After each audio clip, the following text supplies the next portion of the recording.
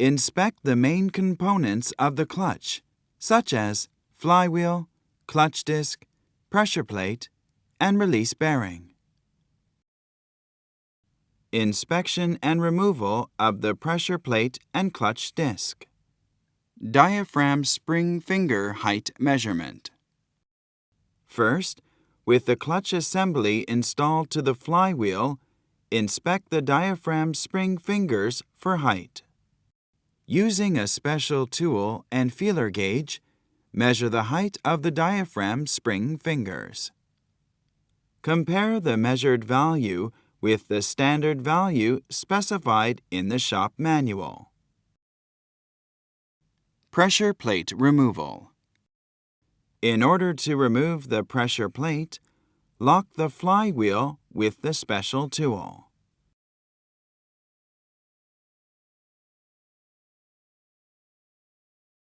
Install the alignment tool.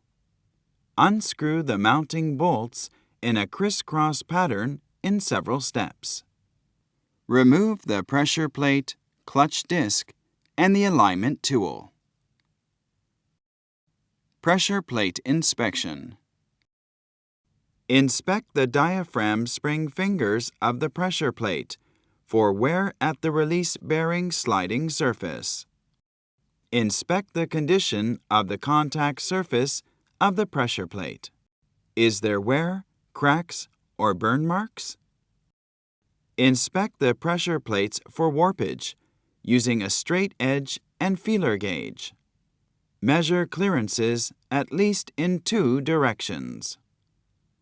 Refer to the shop manual for the service limit. Clutch disc inspection. Inspect the clutch disc for signs of slipping or oil residues. If the clutch disc is burned black or oil-soaked, replace it.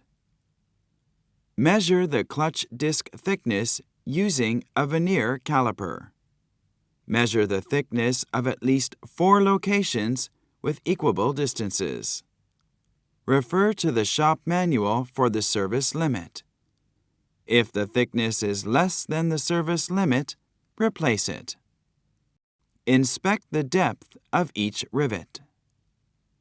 Measure the distance from the clutch disc surface to the rivet head in every rivet hole on both sides of the disc. Refer to the shop manual for the service limit. If the value is below the service limit, replace it.